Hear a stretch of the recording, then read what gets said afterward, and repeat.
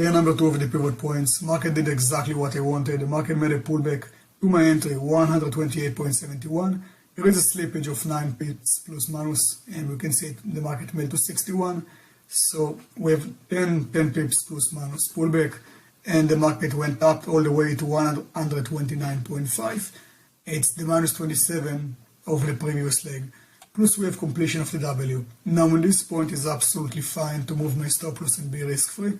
In this moment I can look on the charts and I can see that I have the neckline and I have some support area. It's fine to put my stop loss 2 pips in profit and be risk free, and that's it. I'm done with this trade. Possible take profit can be to 129.80 and even farther, in my opinion, 130.20.